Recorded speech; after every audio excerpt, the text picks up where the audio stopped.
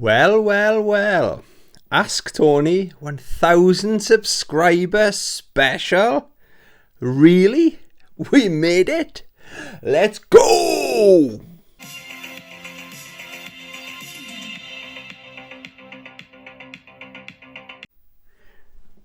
Hey YouTube, welcome to the channel, or welcome back to the channel, Bambinos. Yes, I really enjoy doing these videos. This is an Ask Tony. So we've hit, still can't believe it, we've hit the 1000 subscribers. So thank you every single person out there that subscribed to my little channel. I really do appreciate it. It's my little tiny corner of the internet where it's doing wonders for my mental health. It really is doing wonders for my mental health. And yeah, I'm glad other people are, well, enjoying it enough to consider subscribing, okay? So, what we do, every time I hit like a milestone, I do an Ask Tony, okay? So, I've got 10 questions being sent in. Yeah, 10 questions. Thank you everyone that asked questions. Yeah, I really do enjoy making these videos, and there's always great questions. Some really tricky ones. It's taken me a while to really think, because I want to give you the best answers I can give, okay? So let's get into it, shall we? I've got props as well to show you. I like to hold things in my hands. Like, I am taking this seriously. I got my notes. My notepad is out, guys. Right, so question number 1 from Retro Red Steve. Shout out Retro Red Steve, can't even say it. Friend of the channel. He asks, what's the game you can keep going back to over and over again? This is probably one of the easiest questions to answer, but I've got kind of honourable mentions, but there's one, I answered it straight away. As soon as I read it, I thought, that's what that is. It might not surprise some of you. So I got some shout outs, or honourable mentions rather. So Halo. Basically, I've looked at my game collection and gone, which games do I keep playing over and over again that still hold up today? And Halo, it's my favourite Halo game. It's the first one I ever played, obviously. I had it back in the day. It's the reason I bought an Xbox. Yeah, so Halo. I play Halo. I played it, finished it this year as well. I've got the urge to play it again already. So it might be one of my Christmas games that I play over my Christmas break. I get an extra day off. Aren't I lucky? This one had to be in there as well. Star Wars Battlefront 2. Now, this is actually, I played it this week. I played it not last night, the night before. And it still holds up. It's miles better than the newer ones. Street Fighter 4, Ultra Street Fighter 4. Depending on how I'm feeling, this probably is my favourite game of all time. Not just fighting game of all time, my favourite game of all time. Okay, so a game I can obviously keep going back to. I've got all the variations on the PS3, and my go-to now actually is on the PlayStation Store. So I got it on digital as well, so I can play it on my PS5. GTA 5, Grand Theft Auto 5. I don't know if you've heard of this little game. I finished this almost 10 times, the story mode, but I did try to play it again this year, and you know, sometimes you can play a game too many times. I fear I've done that with this, you know. It was, I think, the first 7 years it came out, so from 2013 to 2020, I used to play it through every single year. I'm sure I played one of those years. I played it twice as well. So, yeah, I've had my money's worth out of that game. Right, so they're the honourable mentions. But number 1, absolute easy peasy to answer, okay, is Capcom vs SNK 2. And I've loved the game so much, I've actually got all 3 variations of it. The one I grew up with, and this is the original from back in the day, the PS2 version. You can see I had it 4 for 20. What a bargain. That's Game Station sticker. Any retro collectors? No. Any sticker experts out there? Pretty sure I remember buying it. So I love that game. But my go-to is the GameCube version for some bizarre reason. I just love playing it on the GameCube. This is, seriously, this is good for my mental health, okay? Whenever I'm feeling down or pissed off, exhausted, whatever, sometimes I'm not even in the mood to play it, but I put it on anyway. And after literally a round or two, or when the menu music hits, I'm like, boom, it just snaps me out of my depression, let's say. Excellent game. So that was an easy question to answer, Steve. Question number 2, again from Retro Red Steve. What's your favourite TV game show from your childhood? I'm taking my hat off. Sorry, itchy head. Well, sorry, right. What's your favourite TV game show from your childhood? Like, I don't watch TV anymore, but obviously back in the day, everyone used to watch TV before YouTube was a thing. So for some reason, the first one I thought of was the Krypton Factor. Do you remember that? And the reason I used to really enjoy it, I always wanted to have a go of that assault course that was at the end. Now, if I remember, it was a really cool looking, futuristic looking studio they had. And I think it was 3 or 4 contestants, or maybe, yeah, something like that. And they do different quizzes, like brain teaser quizzes, questions and stuff like that. And at the end, depending on how well they did in the run-up to the assault course, they get like, the more points they get, kind of like Gladiators, the more points they get, the bigger the gap, they get like a head start kind of thing. And it was always interesting. You could see the athletic guys, that perhaps weren't the most smartest. And then they'd be up against the more intelligent nerds, if you like. And they'd absolutely annihilate the opponents until it came to the assault course at the end. And you see these fit athletes just plough through them. But it was a really hardcore looking assault course. Like, I think it might have been like a proper commando military kind of thing, you know. Yeah, I used to really enjoy that. And the other one, so it's a tie this is, was the Question of Sport. I think this one we used to sit down as a family, and my mum and dad, say I was upstairs playing on my Master System or something, my mum and dad, I could hear the music coming on, Question of Sport music, and they'd call me if it was either a footballer or if there was a swimmer or a boxer that we used to like. Like, I remember when Joe Calzaghe went on there. So my mum used to go, Anthony, so-and-so's on. Like, he'd be a swimmer or something. And you, oh, yeah, great. So we used to turn off the Master System, come running down the stairs. And we used to really enjoy that show. And I remember I think it was like the What Happens Next. Like, they show a football match and they'll pause it. And then the contestants would analyse, oh, maybe the ball does this or this. And yeah, it was a really good game show, that was. So, but I'm talking the old school one with Sue Barker, is it, when she was the presenter? Yeah, really, really good times. So thanks for those questions, Retro Red Steve. Next question. So question number 3 from my imaginary friend Chris. Shout out my imaginary friend Chris. If you could go back in time, what year of gaming would you choose or revisit? Do you know what? This isn't a cop-out. I was really thinking about what is the best year we've had for games from my point of view. I think it's this year. Look at the games we've had. The 2 standouts, obviously, is Street Fighter 6 and Mortal Kombat 1. But I just think, and some of the games that I've discovered this year, like I finally finished Fallout 4. I know it's an old game. Celeste, I finally discovered and finished that game, you know. There's so many good games. I think I will look back on 2023 so fondly from a games point of view. It's just been the best I can remember. Like, I think it was last year there was like King of Fighters 15 came out. Was it the year? I think it was last year I played Ghost of Tsushima.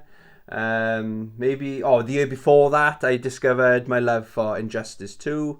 But I'm thoroughly enjoying Street Fighter 6, and I finished pretty much everything you can do now. I've just got to unlock some skins in Mortal Kombat 1. I'll talk about that tomorrow's video on what I've been playing, watching, reading, okay? it's not a cop-out, Chris. It's probably, this year is probably the best year. I was thinking 2008 because Street Fighter 4 came out.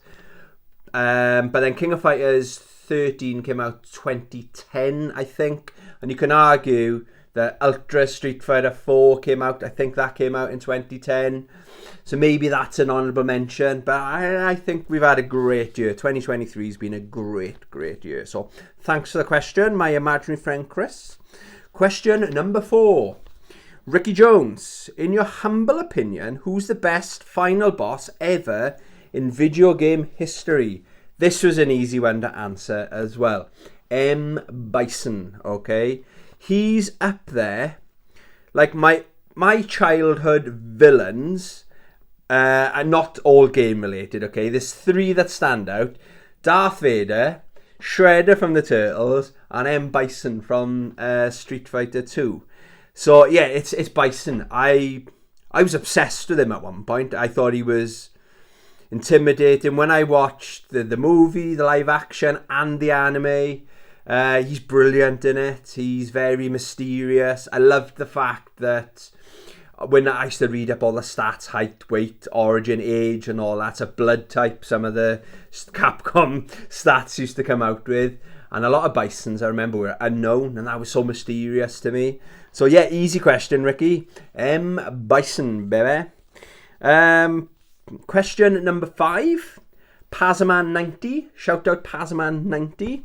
What's your top 3 special collector's editions games you own? Right, I've got props here. What order shall I do them in? Right, I think number 3 is Mortal Kombat 1. Check out the size of that box. Now that's a weapon. That is one of the things. If someone breaks into my house, I'm going to throw that at them. I wouldn't want to damage it, but I'll damage the intruder more than the box, put it that way. Absolutely great. I do, if I'm being really critical, it obviously came with a statue. Look at that. That looks like a trophy, doesn't it? Yeah, I won that at EVO. Yeah, EVO champion, MK1. Yeah. No, Tony number 1. I'm being a bit critical because one of the other collections that came out this year, spoiler, you get a bit more for your money. I think I paid $230 for it in total. It could have done with, I believe, a nice art book, character concept art book or something like that, or soundtrack or both for the money. But it did come with this really nice Liu Kang statue, you know, and it does glow in the dark. I have seen it. It's really hard to capture it on camera though. His tattoo's there. I don't know if the camera's picking up on it. That's like a glow in the dark plastic material. So it yeah, it's really, really cool piece of kit that is. Number 2 of my favourite special collector's editions is King of Fighters 2002. This is the, I think this is Pixelnerve. I can't, oh, it says tiny. I haven't got my binoculars on. It says on there tiny. So it's in the Neo Geo shock box, I think they're called. The other ones I've got there. So I've got King of Fighters 2000, I've got Samurai Showdown, and I've got Garou Mark of the Wolves. That was the first one I bought. They're slightly different. This is more modelled on the Neo Geo. They're similar looking cases. But what's unique with this one, okay, we've actually playing this last night on Friday Night Fights. It's got the art book, it's got the soundtrack, it's got the art cards and everything like that in there. But that is sealed. Now, my opinion on sealed games are meant to be played, yes. But I got the digital and I just wanted to go that extra mile because it's such a special game, okay? I just wanted to honour the game. Does that make any sense? I don't know if anyone else does that, or am I the only weird one out there? Yeah, that is like a shrine to King of Fighters 2002, okay? And my number 1, probably not going to surprise much of you out there, is the Street Fighter 6 Mad Gear box, or Collector's Edition. I'm not going to open it all up now. Now, this did tick all the boxes. It's a lot cheaper now as well. I think it's going for, dare I say, £100 in some places, brand new. But I needed this. I needed this. My favourite franchise of all time.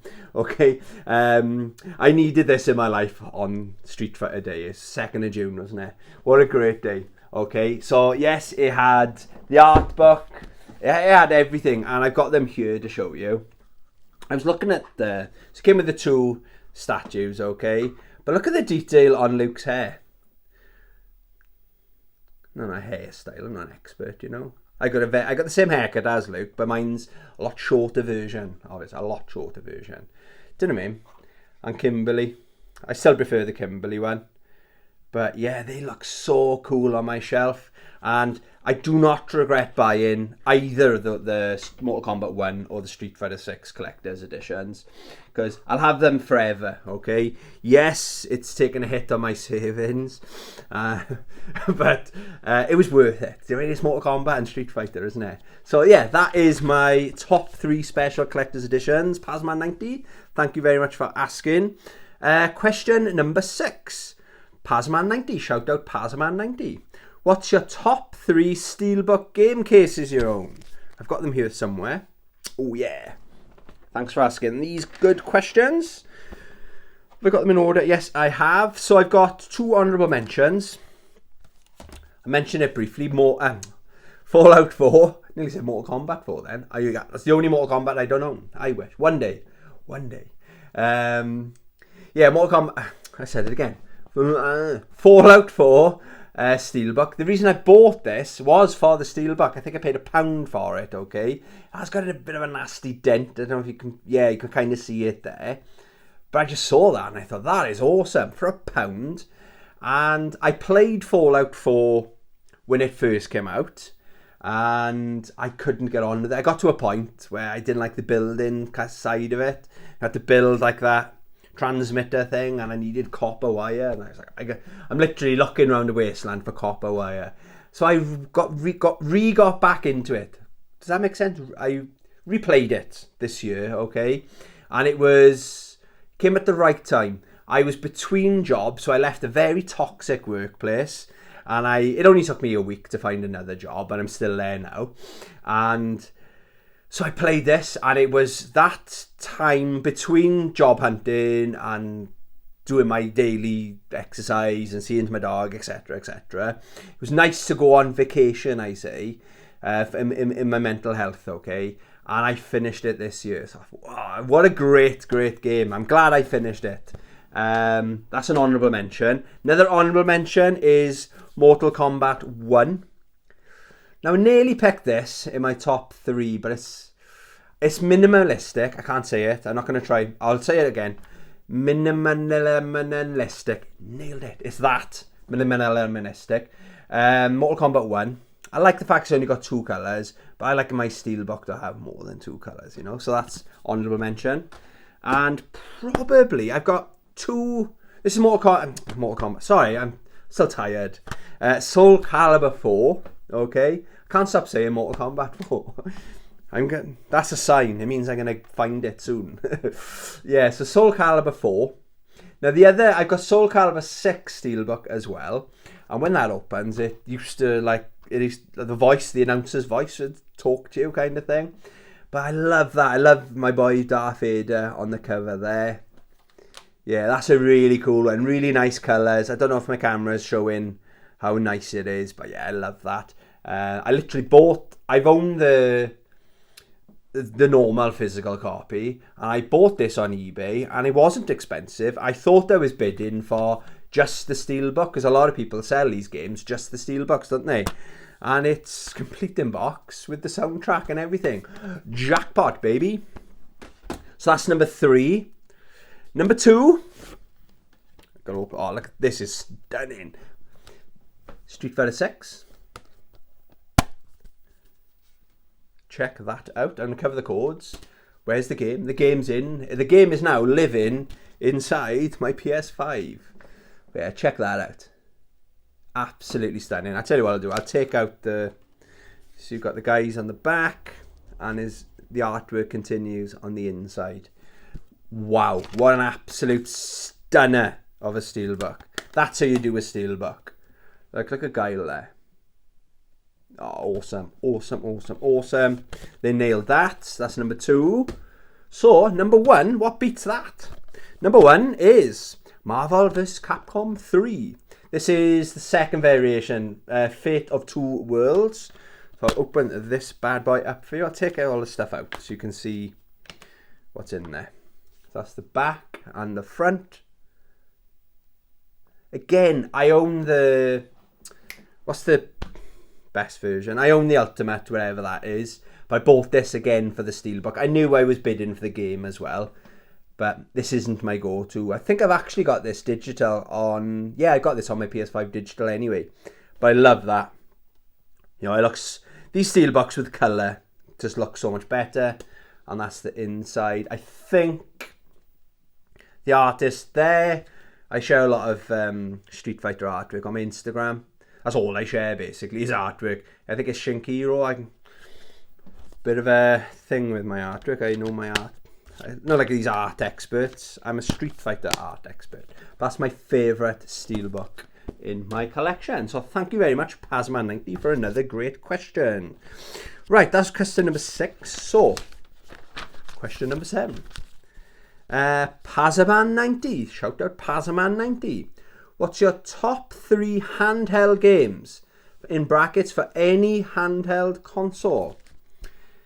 I haven't got honourable mentions on this one, okay? Oh, they're in the wrong order. Let me just fix that.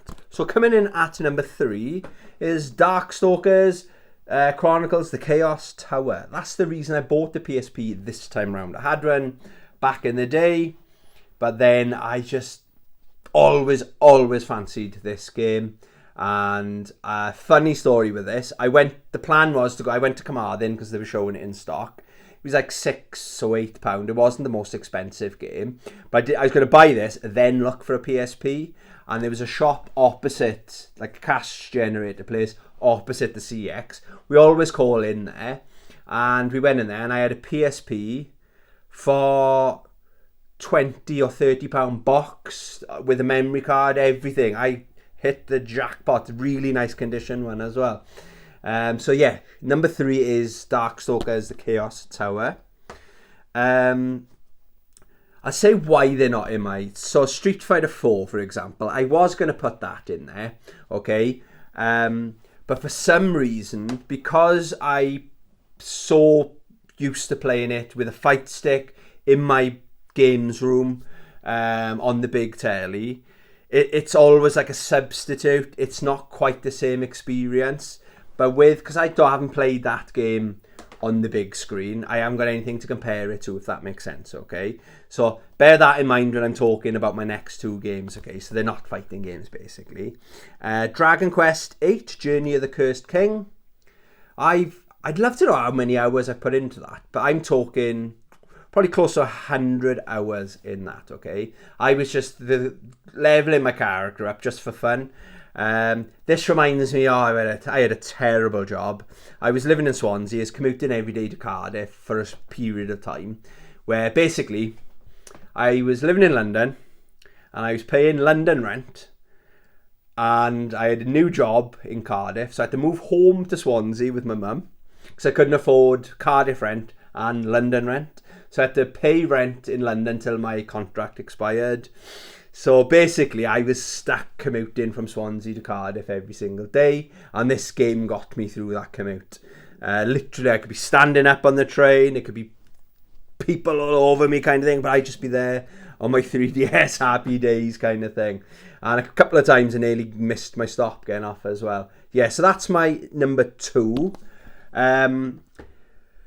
But easy answer for number 1, it's got to be Tetris, okay? I couldn't sit down and play Tetris in my games room on the big screen because to me it's always been, and only ever will be, a handheld game. I had it back in the day. It was in the box, wasn't it, with the Game Boy, wasn't it? And it's one of those games my whole family, my mum and my dad used to play it. My family dog didn't. I never saw him playing Tetris. Maybe he did when we were in bed, you know. Sometimes the battery was run down. So yeah, I think my dog did. Shout out Ben. Rest in peace, boy. Yeah, so Tetris is my number one. It's almost the perfect game, isn't it? I'm not really good at it, but it's just an easy game. I haven't played it probably for 3 or 4 months. Put in, I know I'd be just as good or just as bad as I was last time I played it. Yeah, very, very good game. Okay. Everyone's heard of Tetris. I think it is still the most best-selling game of all time, isn't it? Well, it's definitely up there. Thank you very much, Pasman90, for your questions. Oh, there's another one coming up, but next question. Oh, this is the hardest one. This really made me think, because I didn't want to just put anything out there. So, this is from Frumius Gaming. Shout out Frumius Gaming. Question number 8. What is the one game that should be turned into a book, and one book that should be turned into a game? Wow, what a great question. So,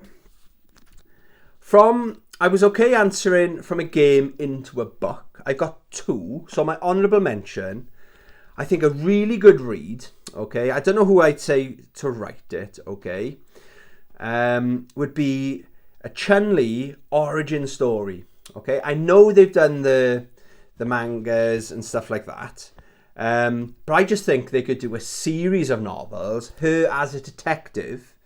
Obviously the way I would start it, not that I'm a writer, is the death of her father, or maybe do a couple of chapters of her father, and you think, oh, this is a story about this Metropole person, this sergeant or whatever he was, and then he dies, and then like, I don't know, 20 years later, and it's Chun-Li when she's a recruit. So you could do the first novel, could be her, by keeping it a secret, why she wants to, why, like, she excels in all the classes. So I can just picture scenes like everyone else going home exhausted and her staying there at the gun range, or her staying there in the weight training room or something like that, because she's got this extra drive and she keeps it a secret kind of thing, why she's so determined. And then you can have some people against her because, oh, you're only here because of who your father was, kind of thing.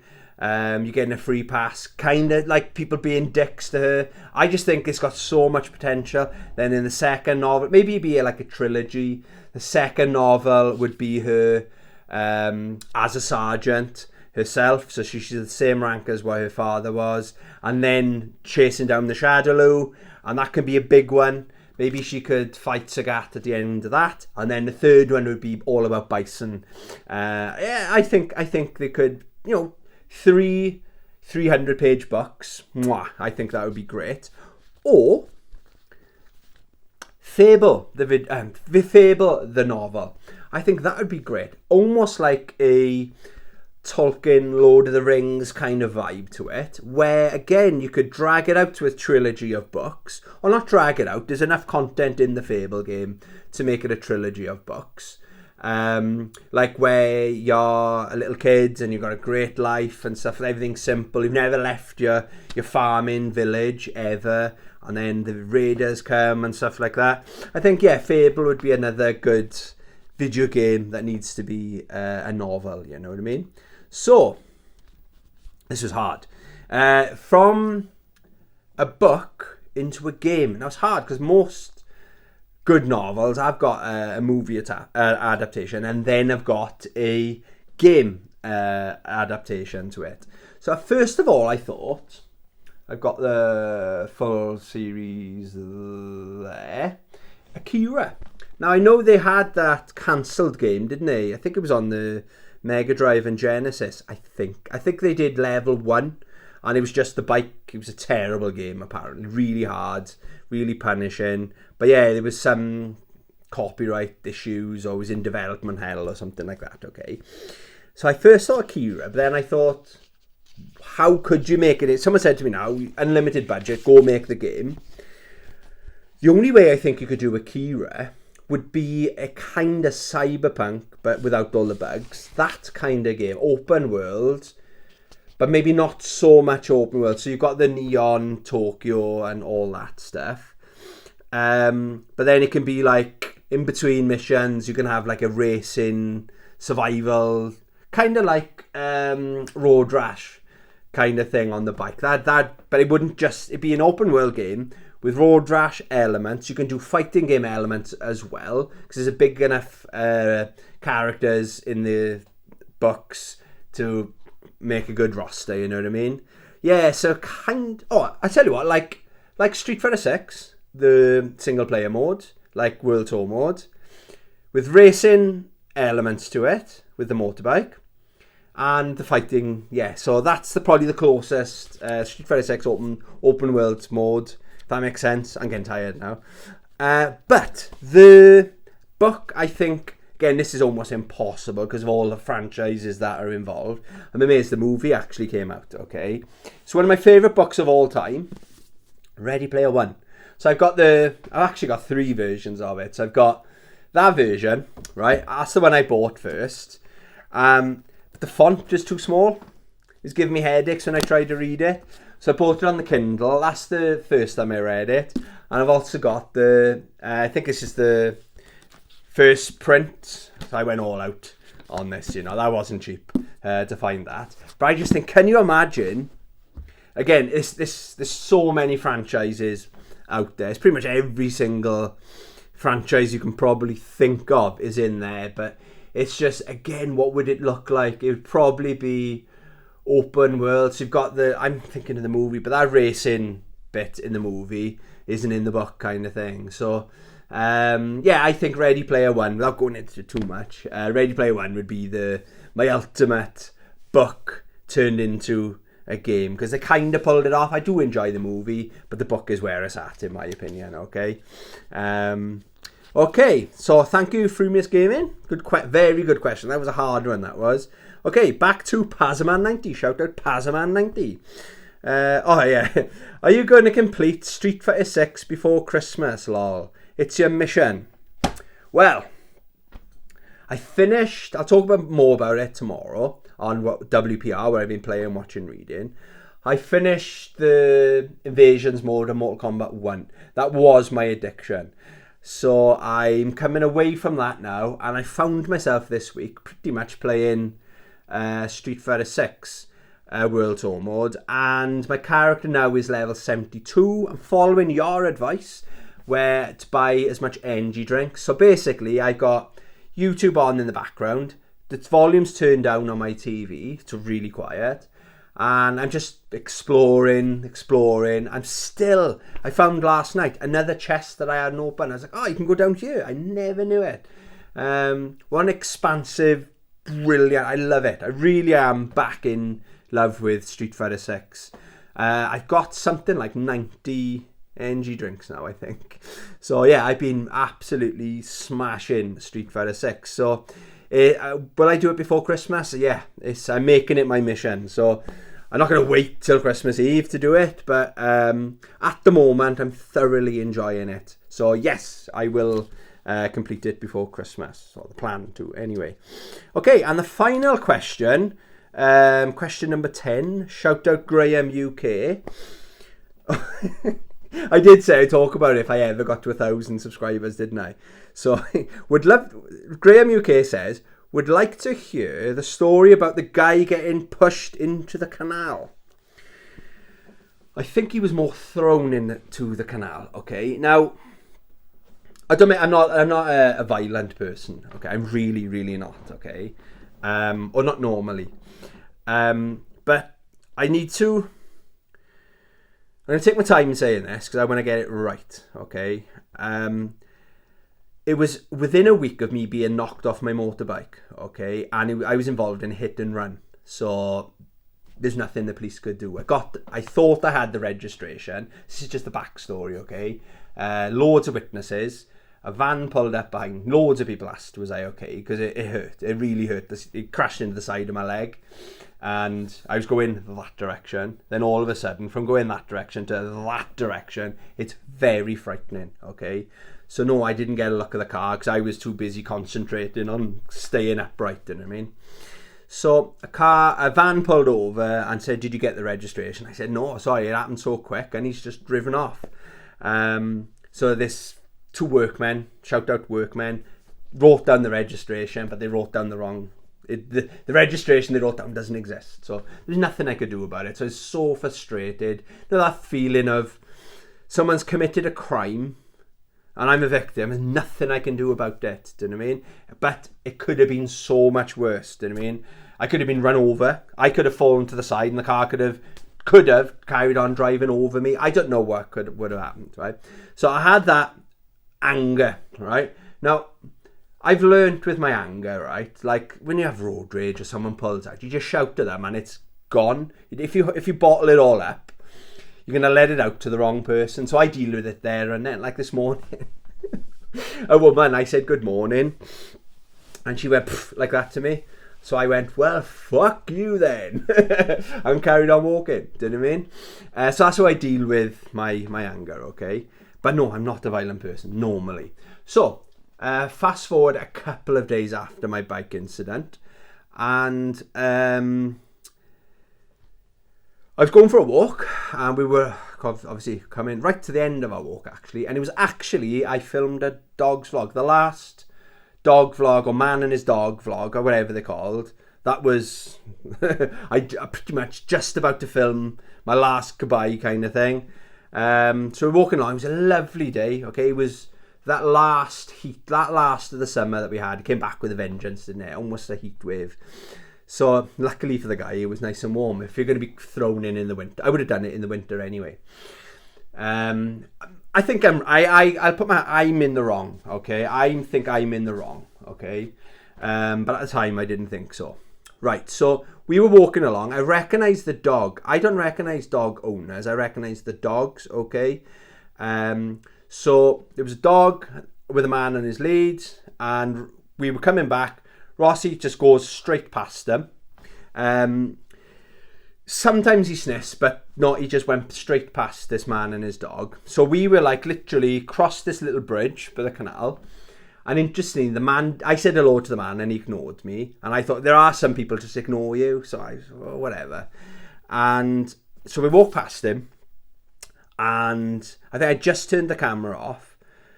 And he'd said something. I said, oh, excuse me. I didn't realise. I thought he was talking to his dog or something. I said, oh, excuse me. And he said, he was aggressive from the start, basically. He said something like, get your fucking dog on a lead. My dog had no interaction with his dog, okay? And then he tried to say something about his dog doesn't like other dogs or something, like he's aggressive to other dogs.